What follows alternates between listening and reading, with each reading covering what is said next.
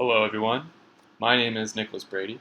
I work with Professor Alan West, and today I'm going to talk about how we use mathematical models to study physical phenomena in batteries, and how these models can be coupled with data science techniques to both accelerate model development and better quantify our analysis. My thesis contains 4 main chapters. Chapter 2 focuses on the magnetite electrode, and chapters 3, 4, and 5 investigate the lithium trivanadate electrode. Today I'll focus my talk on 2 sections of the thesis. Chapter 3, where we build a model and use it to interrogate the physics of the lithium trivanadate electrode, and Chapter 5, where we compare the conclusions made using expert analysis to the conclusions derived from algorithmic approaches. So many of you are likely aware that electrical energy storage is necessary for the implementation of intermittent renewable energy resources, such as wind and solar. And electrical energy storage can also complement traditional power generation through load leveling. Batteries are attractive electrical energy storage devices because they have demonstrated scalability, they have reasonable cycle lives, and relatively low self-discharge rates. However, the cost of batteries is prohibitive in many applications, and research is being done to decrease their overall cost. Batteries are also essential for the widespread use of electric vehicles. The International Energy Agency estimated in 2017 that there were about 3 million electric vehicles globally, and they predict that this will increase to 125 million by 2030. If you're more skeptical about electric vehicles, and some Americans might even say fake news, there was also some analysis done by a large oil company, ExxonMobil, and their estimates are very similar. So battery research is necessary to drive down the costs and make electric vehicles competitive transportation options.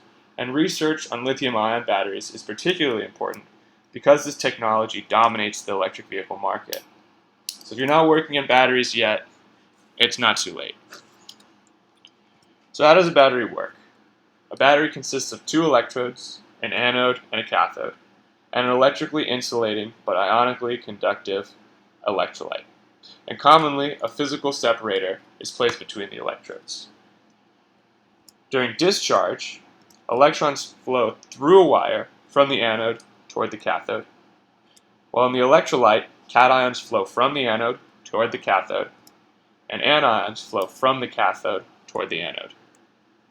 In the case of lithium-ion batteries, the reactive species lithium also has to transport through the solid-state electrode material. So these transport properties are described by their respective governing equations. Transport through the electrolyte, transport of lithium through the solid state, transport of current through the solid state, and transport of current through the electrolyte. In addition to transport processes, there are also important reaction phenomena. Heterogeneous electrochemical reactions occur within a lithium-ion battery as the lithium ion in the electrolyte comes near the surface of the solid-state material. The lithium combines with an electron and inserts into the solid-state material. Homogeneous reactions can also occur. As more and more lithium is inserted into the solid state, the concentration of lithium increases. If the concentration of lithium exceeds a threshold concentration, a phase change occurs. Now, the thermodynamic potential governs the maximum performance of any battery. For our models, the thermodynamic potential or reversible potential is fit to experimental data and is only a function of the lithium concentration in the electrolyte and the concentration of lithium in the solid state. So why use modeling to investigate battery performance? We know if we built a battery and passed current through it, we could get a voltage curve. And with careful experimentation, we can also construct a curve describing the thermodynamic potential, and we will be able to determine the overall losses present within the system. But because of the nature of batteries, the many interacting components, and the inherent function derived from interfaces, it is very difficult to investigate individual components or individual phenomena through experimentation alone. With modeling, however, we can clearly distinguish the losses due to different physical processes. And as I will show you later, once we understand the physics, we can use the model to design future experiments to extract additional information about the battery. So to build a model, we first look to experimental data to give some intuition. Current interrupt experiments are very useful because we can decouple mass transport effects from charge transfer effects. When the current is on, the observed potential is a function of both charge transfer as well as mass transfer effects. However, when the current is off, the observed potential is only a function of mass transport effects. Therefore, we can use the voltage recovery portion of the experiments to inform our understanding of the mass transport, and then use the current on data to investigate the charge transfer effects. The recovery time is also used to inform us about which length scale is dominating the performance and helps us make decisions about how to build our models. So lithium trivanadate is the specific electrode material that we investigated and that I will talk about today. It is considered a 2D electrode material because transport is facilitated between the vanadate layers, while transport is restricted in the third direction, or through the vanadate layers.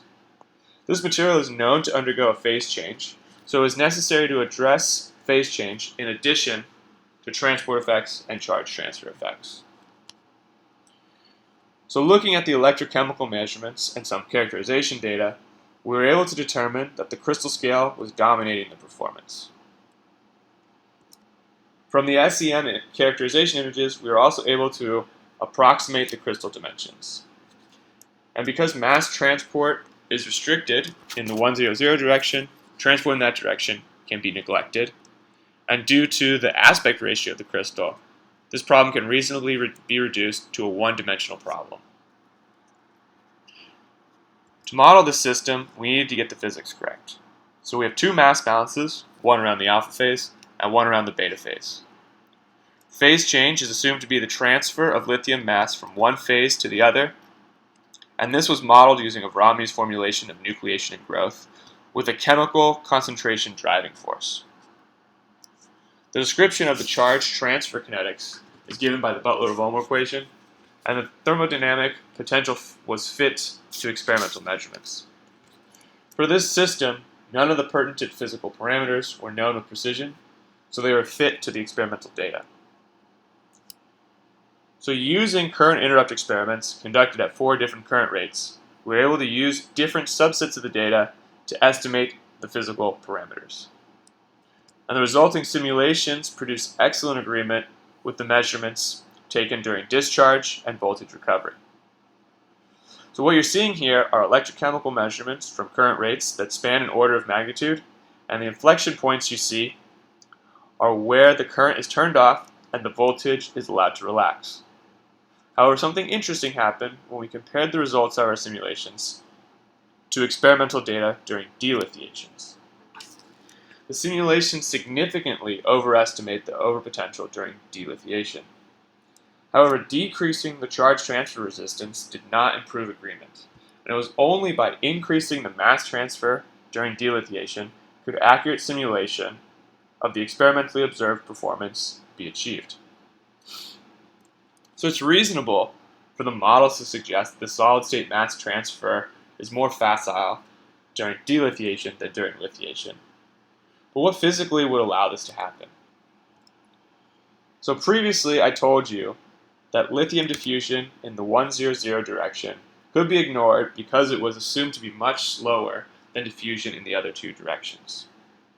However, the aspect ratio of the crystals indicates that if the diffusion coefficient in the 100 direction is 100 times slower than in the 001 direction, then transport in these two directions would actually be about equal.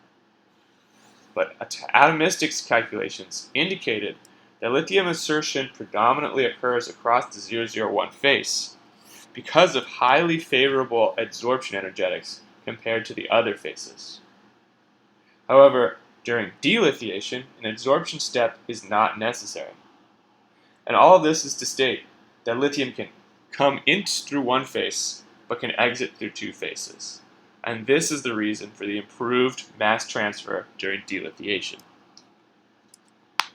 With this incorporation into the model, we were able to produce compelling agreement between the model and the experimental data during lithiation, voltage recovery, and delithiation. We were able to better understand the physics of the system, particularly the mass transport phenomena and the phase change. So this electrode study relied on indirect measurements to validate our understanding of the phase change kinetics. I won't go into too much detail today, but the main conclusion from Chapter 4 of my thesis is that our experimental collaborators at Stony Brook University developed a unique method to directly interrogate the kinetics of phase change during battery operation. And these direct observations of the phase change also validated our phase change analysis. So during my time here at Columbia, I have used similar model development approaches to the one I just described for 3 different battery systems. The next part of my talk will focus on how leveraging data science techniques can both accelerate and improve the model development process. So why do we even want to use data science when we can already develop predictive and useful battery models without using algorithms? Well, if we look at academia, there is some variability in the quality of the graduate students. Some are excellent and some are okay. And a big problem with the excellent graduate students is that they graduate. And graduate students are also very expensive. They require sleep, paid time off, and some of them even try to unionize. A computer, on the other hand, is a one-time payment of only a few $1,000s, will work tirelessly without complaint, will never ask for vacation, and will never graduate. While I'm being a bit flippant about our motivation here, the truth of the matter is that computational capabilities are rapidly improving. Currently, for a few $1,000s, you can purchase a computer with the computational capabilities of a human.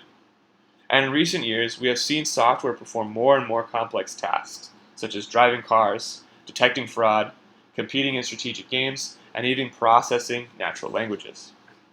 While model development is nuanced, it is likely not outside the realm of modern software capabilities. So to pair physics-based models with data science infrastructure, we implemented a simple strategy. We have a working physics-based model with some tunable parameters. Values of these tunable parameters are fed to the model, and the model delivers electrochemical predictions. These predictions are compared to the observed performance, and a goodness of fit metric is calculated. If we do this for several simulations, we can build a table relating sets of parameter values to their goodness of fit metrics. And this table serves as the launch pad from which we can perform more sophisticated development, such as quantitative parameter estimation, model selection, parameter selection, and model-guided design of experiment. So I already showed you that we have a very compelling model for the lithium trivanadate system. Can an algorithm do just as well? So first, we construct a table of values for the tunable parameters. Each set of parameters produces a unique set of simulation results and a unique goodness of fit metric. Here, that metric is the residual sum of squares, or RSS, which is a commonly used metric to quantify the deviation of the simulated data from the observed values. So using the RSS, a Monte Carlo Markov chain algorithm selects the most likely parameter values. This algorithm frequently chooses parameter values that accurately emulate the experimental data, or have low RSS values, and parameter values that produce simulations that deviate more from the experimental data, or have higher RSS values, are chosen less frequently. And this process gives a distribution of likely parameters, which is very informative, and from which we can derive a mean and standard deviation of the parameter values. So what you see here, the gray curves, are produced by the algorithm, and the red lines are the values previously selected. And we can see that the algorithm, for the most part, produces results very similar to the human. And we can see even though there is a high level of uncertainty for one of the parameters, and the most likely value of this parameter varies from its previously selected value, the other parameters can still be determined precisely. And there are also important benefits of using this algorithm. We minimize the human time necessary to perform these tasks, and we get more quantitative information from this process than from manual parameter estimation. What about for the one parameter with high uncertainty? Can we use the model to design an experiment to more precisely determine its value? So the experimental condition we can vary is the applied current. It is assumed that there is only one unknown parameter and all the other physical parameters are known precisely. For each true value of the parameter and for each current rate, Mach data and MCMC analysis will provide an estimate of the parameter value as well as an estimate of its precision. This can be done for many different current rates as well as for different values of the true K beta. While this seems very theoretical, we have empirical evidence that it works quite well. So what you're seeing here is the red curve are estimates of the parameter value and uncertainty for Mach data where K beta equals 5. And we see that the estimates and uncertainty overlay very well with the estimates obtained by comparing simulations to experimental data, shown as the black squares. As an example of how to use this graph, let's say from previous investigation, the K beta value is determined to be 15 plus or minus 12, while its true value is actually 5. An applied current rate of about 125 milliamps per gram minimizes the uncertainty for K beta equals 15. So in a subsequent experiment, that is the condition we use. And if we trace this onto the plot of the true value, we see that the subsequent experiment would determine K beta to be 7 plus or minus 5, which is an improvement in both accuracy and uncertainty. So previously, we also showed that for the trivanadate material, delithiation was more facile than lithiation.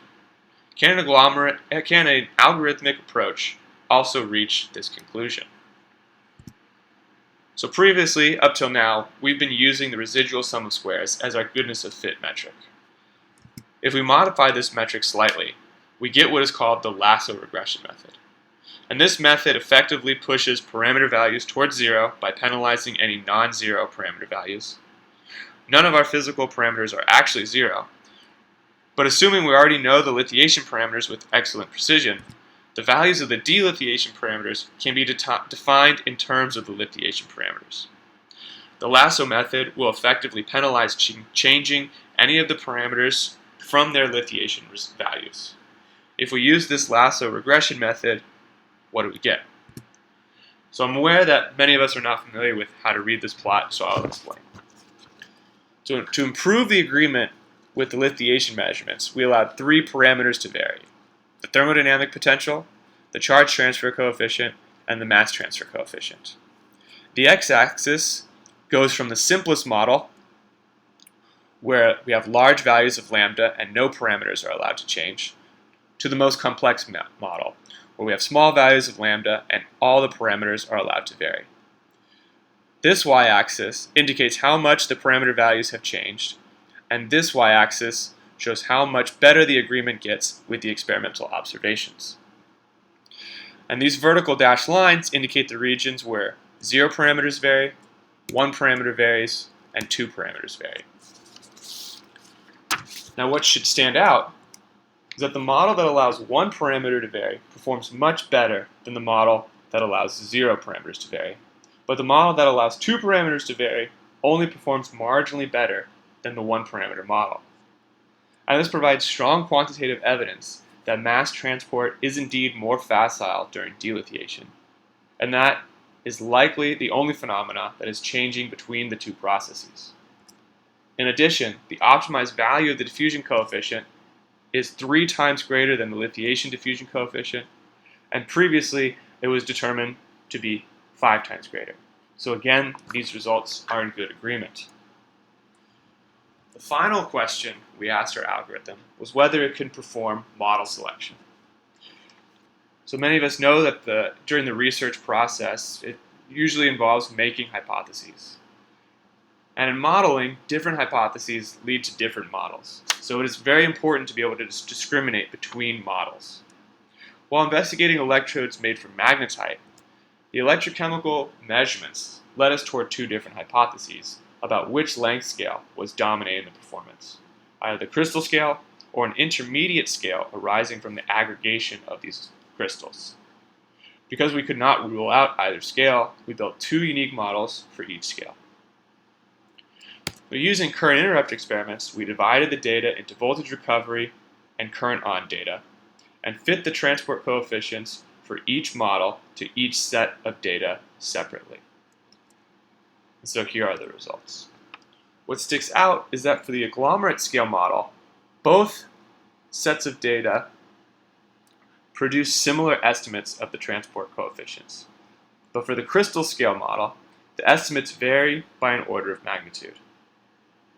And if we compare the simulated results to the experimental results, we see that the agglomerate model performs much better than the crystal scale model. These two factors indicate that the agglomerate scale model is dominating performance, not the crystal scale.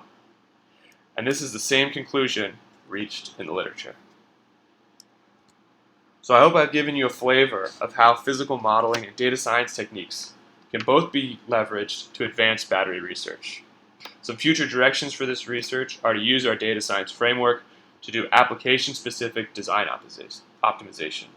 And the question we want to answer here is, how do we vary the design parameters to achieve the maximum possible performance? And another important aspect of battery operation and management is being able to accurately estimate the state of charge. Currently, this is quite difficult to do, so we are exploring how to improve estimation using these algorithmic techniques. I'm also very happy to say that some of our current group members, Karthik and Zuyu, are also advancing this research. Karthik is looking at using the lasso method to estimate the state of health of a battery, and Zuyu is advancing how we do model-guided design of experiments. In conclusion, we can see that physics-based models are effective tools for studying battery systems, and there is inherent value in using algorithmic processes to perform model development.